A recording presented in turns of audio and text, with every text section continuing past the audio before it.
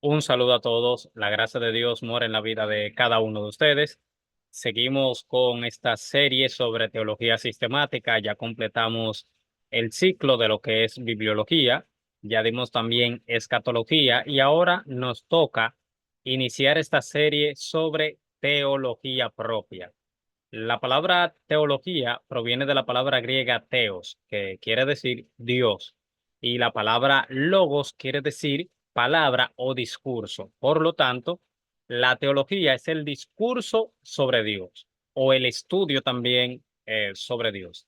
En general, la teología es un término amplio que abarca todo el campo de la fe cristiana, el estudio de Cristo, el estudio del Espíritu Santo, los ángeles, etcétera. Por lo tanto, el nombre dado al estudio de Dios Padre es teología propia, aunque, aunque por ejemplo, se pudiese decir que lo que estamos haciendo es haciendo teología porque estamos estudiando la revelación de Dios. Es evidente de que para poder separar o poder distinguir mejor, se tienen que usar los términos teología propia para saber que estamos hablando del Padre, de teología para distinguir de otros aspectos de la revelación de las Escrituras que hay que enseñar también, como la angelología, que es parte de la teología, la cristología es parte de la teología, y así sucesivamente. Entonces, lo primero con lo que se comienza cuando se estudia lo que es la teología sistemática y cuando entramos al área específicamente de la teología propia es la existencia de Dios. Aunque estamos total y absolutamente claro de que las escrituras comienzan dando la existencia de Dios por sentado, por default. La Biblia no demuestra en ninguna parte que Dios existe, sino que te lo da por supuesto. O sea, comienza diciéndote que hay un Dios. En el principio creó Dios. Es bueno siempre por cuestiones de discusiones que se tienen con ateos, agnósticos y demás. Siempre es bueno tener una base coherente, sólida de algunos argumentos filosóficos, científicos y teológicos que te ayuden a poder tener un buen, pudiésemos decir, justificante o por lo menos una base que te lleve a inferir que Dios existe o que hay la posibilidad de la existencia de un agente inteligente detrás de la creación, que es, dicho sea de paso, lo que enseña las Escrituras. Vamos por lo menos a dar algunos de esos argumentos resumidos, breves, para que usted tenga por lo menos las bases necesarias sobre eso. Lo primero es el argumento cosmológico.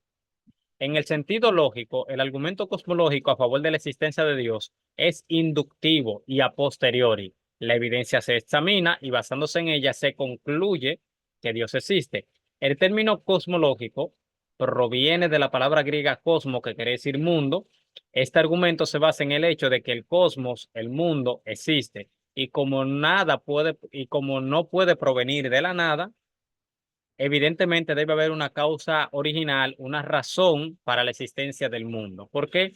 Porque el mundo es contingente, el mundo necesita de otros factores para existir. Necesita de la gravedad que vaya juntando rocas para que se vaya haciendo el planeta. Necesita del universo mismo que también tuvo un comienzo. Necesita para la habitabilidad de la Tierra se necesitan también un sinnúmero de factores que estén bien ajustados para eso. El argumento o la ilustración más fácil que se utiliza es, por ejemplo, una persona que usa un reloj. Aunque nadie nunca ha visto al dueño del reloj o al que hizo el reloj, al arquitecto del reloj, al que tiene los planos del reloj, al que lo ideó y luego lo fabricó, es evidente que es evidente, por ejemplo, que nosotros al ver la organización de las partes, la complejidad de ella y el requerimiento de inteligencia que tiene que haber para crearse una máquina de ese tipo, que es muchísimo menos complejo de lo que es evidente de que se puede inferir lógicamente de que hubo un arquitecto detrás de ese reloj. Entonces se puede aplicar lo mismo también para lo que es el mundo como tal. El argumento cosmológico dice que todo efecto debe tener una causa. Dígase, todo lo que comienza a existir como tal debe tener una causa. Recuerde eso, lo que comienza a existir. El segundo argumento es el argumento teleológico. Como en el caso previo, el argumento teleológico es inductivo y a posteriori. Teleológico viene de la palabra griega que significa telos, fin. Entonces, el argumento teleológico podría definirse así. El orden y arreglo útil de un sistema implica que hay una inteligencia y propósito en la causa de la organización. El universo se caracteriza por el orden y el arreglo útil y por lo tanto el universo tiene una causa inteligente y libre. El mundo, cuando nosotros lo observamos, él evidencia por todas partes lo que es la inteligencia, el propósito, la armonía. Debe haber un arquitecto maestro detrás de toda esta evidencia. El salmista ve la magnificencia de la creación en el universo y reconoce que ella da testimonio de la existencia de Dios. Por ejemplo, el Salmo 8, cuando dice, cuando veo tus cielos, obra de tus dedos, la luna y las estrellas que tú formaste, digo, ¿qué es el hombre para que te acuerdes de él? O el hijo del hombre para que lo visites. O sea, cuando el salmista reflexionaba sobre el cosmos y todas las cosas que existen y veía la armonía que había en él, decía, óyeme, veo las huellas de Dios, o sea, veo que son los cielos de él, que son obra de sus manos. Cuando el Salmo 19 también dice, eh, que, que por toda la tierra salió su voz, que hasta el extremo del mundo, bueno, dice, los cielos cuentan la gloria de Dios, el firmamento anuncia la obra de sus manos, un día emite palabra a otro día y una noche a otra noche declara sabiduría, no hay lenguaje ni palabra, ni es oída su voz, por toda la tierra salió su voz y hasta el extremo del mundo su palabra. En ello puso tabernáculo para el sol y este como esposo que sale de su tálamo se alegra cual gigante para salir a su camino. O sea, el salmista veía y reflexionaba sobre esto y veía esa inteligibilidad que tiene el universo, que tiene el mundo como tal, que tiene todo el cosmos, y decía, óyeme, esto manifiesta lo que es la gloria y la inteligencia del Dios al cual yo le sirvo. La armonía de Dios se observa a través de todo el universo y el mundo. El Sol, a una distancia de unos casi 150 millones de kilómetros de la Tierra, está en un lugar preciso para proporcionar un clima adecuado a la Tierra. La Luna también, que está a una distancia de 384 mil kilómetros, le da a la marea su nivel apropiado. La inclinación de la Tierra produce también las estaciones. Se puede concluir con claridad que Dios es el diseñador maestro que ha creado este universo magnífico con esa armonía que tiene. La alternativa es que el mundo ocurrió por azar, leyes naturales que curiosamente no existían antes del universo y que no pueden ser la explicación del comienzo mismo del universo, porque no tiene sentido. No pueden haber leyes antes del universo. Esta eh, opción es menos plausible que la probabilidad de que un micro que digita al azar un teclado redacte una obra de Shakespeare.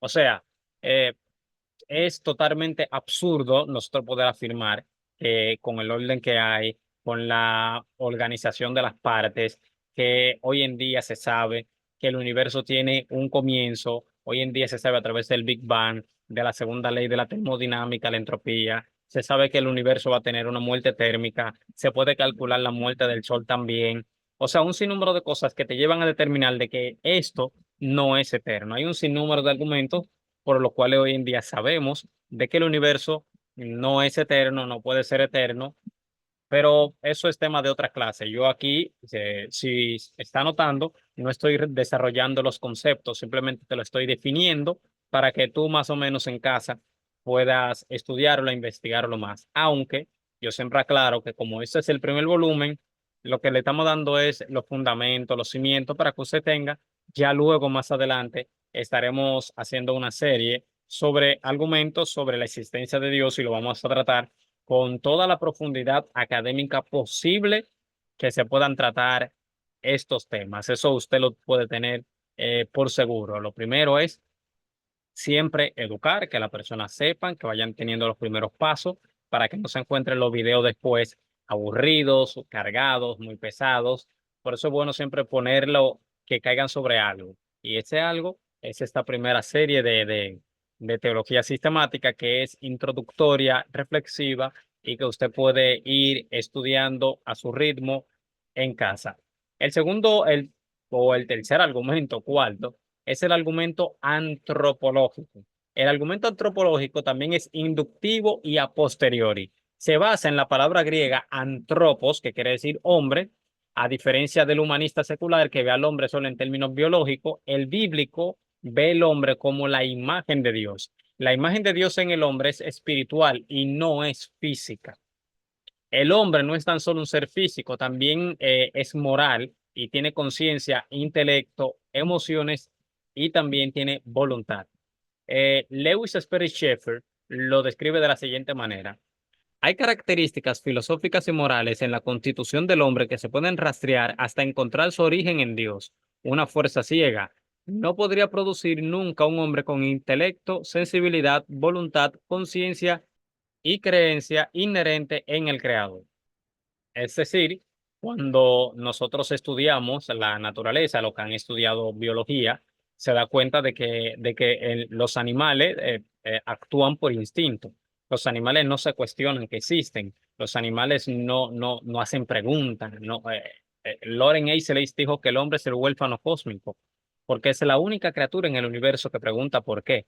A pesar de que nosotros somos más pequeños, ínfimamente pequeños delante del universo, somos más valiosos que este. ¿Por qué? Porque nosotros tenemos autoconciencia de que existimos, el universo no la tiene. Nosotros podemos estudiar el universo y no al revés. Nosotros podemos saber en qué momento va a morir el universo, o sea, hay cálculos, cuál es su forma de muerte. Sin embargo, el universo ni siquiera sabe el mismo que está desgastando su energía porque no tiene esa voluntad y esa autopercepción de que existe. Entonces, aquí va con otro punto que está conectado, que es el argumento moral. El argumento moral está relacionado evidentemente con el antropológico, se combinan fácilmente. Tú en otro lado vas a ver que no lo tratan por separado, sino en conjunto. Y se puede entender como una consideración más amplia de este segundo. Eh, o sea, cuando se unen, lo que se hace es que se amplía más, por ejemplo, el argumento moral como tal. ¿Por qué? Porque te demuestra de que hay un sentido moral último y hay un agente moral por encima del hombre, que es el que dicta lo que es bueno y lo que es malo. Por ejemplo, se reconoce que el hombre tiene conciencia de lo bueno y lo malo. Y ese es el sentido de moralidad, ¿verdad? Pero entonces cuando tú te preguntas, ¿de dónde vino la justicia moral? Si el hombre no es sino una criatura biológica, ¿por qué tiene sentido de obligación moral? El reconocimiento de las normas y los conceptos morales no puede atribuirse a un proceso evolutivo alguno. No hay forma de explicar eso mediante la teoría de la evolución. ¿Por qué? Porque no tiene sentido de que lo que te llevó a ti a evolucionar al punto que estás hoy y a sobrevivir, que era matar, que era, por ejemplo, cazar otros animales, matarte con los demás por la comida. Hoy en día, ese sentido salvaje, tú lo domestiques, y entonces comiences a decir, mira, esto es bueno, esto es malo, esto se puede, esto no se puede. O sea, ¿basado en qué? ¿Quién dice lo que es bueno y lo que es malo en un mundo donde no haya un agente moral por encima de nosotros que esté diciendo las cosas que son buenas y son malas? ¿De dónde le nace a un ser biológico que todo el tiempo de su existencia vivió, por ejemplo, eh, desde que apareció el Homo erectus como tal, hace 1.800.000 años atrás, viene cazando, matando, acostándose, por ejemplo, con otras hembras y varones de su misma especie y demás? Y hoy en día como un código ético de que, bueno, con mi familia no, bueno, con personas de tal edad no, aunque en la naturaleza eso no se ve. Bueno, con X personas no, o así sucesivamente. O sea, de dónde nace eso? ¿De dónde viene eso? O sea, ¿de dónde le nació al hombre en un momento determinado decir, por ejemplo, que matar a otro ser humano es malo? Que tú, por ejemplo, tienes que conservar las otras especies. O sea, ¿dónde se ha visto eso? ¿Usted ha visto un león en algún momento diciéndole a la manada, no cacemos más porque vamos a acatar la cebra o vamos a acabar los suministros de alimentos? O sea, eso no tiene lógica. Y sin embargo, el hombre determina qué animales se pueden comer, qué animales no se pueden comer, qué animales son para trabajo y así sucesivamente. Entonces, tú te preguntas de dónde puede venir eso. El argumento bíblico lo que hace es que reconoce que a diferencia del resto de la creación, Dios ha puesto un sentido de justicia moral en la raza humana. Según Romanos capítulo 2, versículo 14 al 15, a los gentiles que no han tenido la revelación de la ley, Dios le dio un testimonio moral interno. Eso que nosotros le llamamos conciencia, esa conciencia que a nosotros nos habla. No sé si usted en algún momento ha estado haciendo algo y su conciencia como que le acusa y usted mismo termina hablando con su propia conciencia. Por ejemplo, esto no es mío, un ejemplo, y usted está solo, nadie lo está viendo, pero usted lo va a tomar eso y usted muchas veces se habla y dice, no, yo voy a coger esto para tal o cual cosa y lo traigo ahorita y así sucesivamente. ¿Por qué tú dices eso? ¿Por qué tú te autojustificas si no hay nadie acusándote? Porque hay una conciencia que te dicta y que te dice que eso que realmente que estás haciendo no está bien, no está bien. Y eso se debe a que nosotros tenemos la imagen de Dios dentro de nosotros, que es lo que enseña las Escrituras. Hay otro argumento, que es el argumento ontológico. El argumento ontológico, a diferencia de los argumentos anteriores, es deductivo y a priori. Comienza con una suposición y luego intenta probarla. Es menos importante que los argumentos precedentes, evidentemente. El término ontológico viene del participio presente griego ontos, del verbo eimi, que quiere decir ser o existencia. El argumento es más filosófico que inductivo y razona de la siguiente manera. Si el hombre pudiera concebir un Dios perfecto que no existe, podría concebir a alguien más grande que Dios, lo cual es imposible. Escucha otra vez. Si el hombre pudiera concebir un Dios perfecto que no existe, podría concebir a alguien más grande que Dios, lo cual es imposible. Por lo tanto, Dios existe. Se apoya en el hecho de que todos los hombres tienen una conciencia de Dios. Como el concepto de Dios es universal, Dios debe haber puesto esta idea en el hombre. Eso, por ejemplo, Anselmo es que lo dice, fue el primer proponente de esta perspectiva. Según algunos creen, el argumento tiene un valor limitado y pocos afirmarían su utilidad. Hay muchos teístas que lo defienden ese argumento. En otro momento determinado vamos a desarrollar ese concepto. También faltó el argumento del diseño inteligente, el argumento de la contingencia, que solamente lo pasé por encima, hablando de algunas cosas, eh, el ajuste fino como tal. O sea, hay muchas cosas que nosotros podemos todavía seguir afirmando que te demuestran de que por lo menos hay una plausibilidad de que Dios existe. Pero vamos con otro punto que son las teorías antiteístas, dígase, las teorías que van en contra de o que son opuestas directamente a la perspectiva que nosotros manejamos. La primera es la perspectiva atea. Este término ateo proviene de la palabra griega teos, que quiere decir Dios, y el prefijo a, que es alfa, que en griego se usa que en griego se usa para negar la declaración anterior. Por lo tanto, quiere decir que alguien que no cree en Dios. O sea, el término ateo, lo que quiere decir es eso, alguien que no cree en Dios. Se utiliza en el término bíblico, se utiliza en Efesios capítulo 2, versículo 12, cuando se traduce que los gentiles andaban sin esperanza y sin Dios, esa palabra ateo, sin Dios en el mundo, para explicar el estado de los gentiles no salvos en su relación con Dios. Los ateos también se pueden clasificar en tres categorías. El primero es el ateo práctico, que vive como si no hubiera Dios. El segundo es el ateo dogmático, que repudia abiertamente a Dios, dígase Richard Dawkins y muchos otros ateos. El punto 3, o el ateo número 3, es el virtual, que rechaza a Dios por su terminología. Dice, por ejemplo, que Dios es el sustento de la existencia. Esta clasificación incluiría a quienes niegan a un Dios personal. Dígase, personas que no creen que haya un Dios, así como lo describe la Biblia, un Dios personal, con voluntad, que quiere relacionarse con el hombre como tal.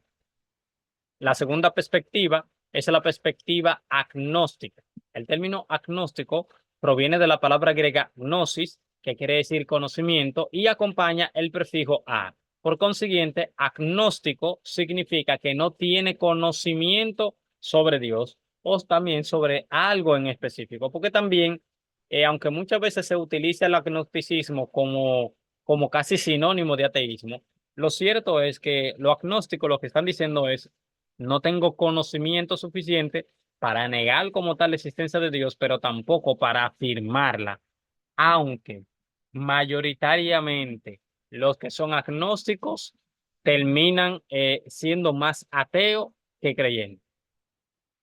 O sea, su perspectiva se basa más en el negacionismo que en las afirmaciones de que sí, positivamente. Note siempre eso. Cuando una persona te dice que es agnóstica, fíjese que termina siempre despreciando más el punto de vista teísta que el punto de vista ateo. Muy difícilmente usted va a encontrar personas que te digan que son agnósticos y que no tengan cierta animadversión con el teísmo como tal, con el teísmo cristiano mayoritariamente. Este término fue acuñado por Thomas Huxley y cubre varios grados de escepticismo. Los agnósticos son seguidores del pragmatismo. Su creencia en algo ha de ser científicamente verificable y como Dios no lo es, lo excluyen de toda consideración. Aunque eh, eso de que su creencia es algo que ha de ser científicamente verificable, ciertamente no puede científicamente verificarse. Es un término que se autoexcluye a sí mismo. El otro punto también, que aunque hay evolucionistas teístas, o sea, que creen en Dios, pasa lo mismo que con el agnosticismo, que se declina mucho más al materialismo que al teísmo como tal. Le estoy hablando sobre la evolución. La evolución es un enfoque antisobrenatural sobre la vida y su origen. Si usted se estudia la historia de cuando comenzó a desarrollarse más en los tiempos de Darwin, ustedes ven eh, eh, que esa postura la pusieron de frente directa en contra de la idea de que Dios había creado a todos los animales con la diversidad que hay hoy en día.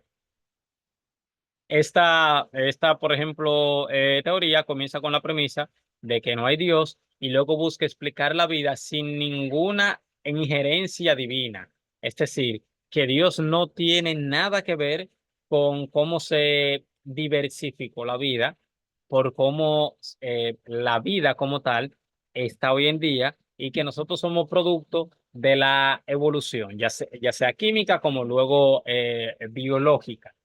Las implicaciones son serias porque si Dios no creó al hombre, si Dios creó al hombre, entonces este es un ser moralmente responsable.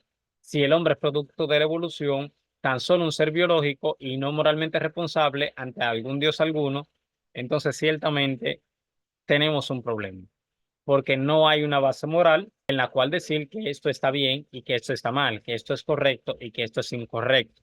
No, porque somos simplemente animales dejándonos llevar de nuestro instinto. Yo tengo un sinnúmero de videos aquí en el canal de YouTube que usted puede pasar y verlo. Por ejemplo, tienes una lista de reproducción que se llama Apologética, donde yo respondo.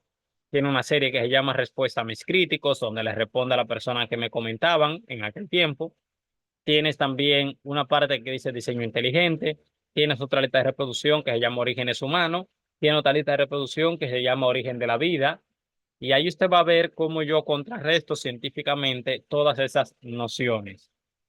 Aquí no lo estoy haciendo, estoy tratando de que esto sea lo más llano, lo más teológico posible, lo más inclinado a nuestra parte posible, para que usted pueda digerirlo correctamente. El otro punto es el politeísmo. El término politeísmo proviene de la palabra griega poli, que quiere decir muchos, y teo, que quiere decir Dios. Por lo tanto, es la creencia en muchos dioses o en una pluralidad de ellos. La historia ha dado cuenta de muchas naciones y sociedades politeístas.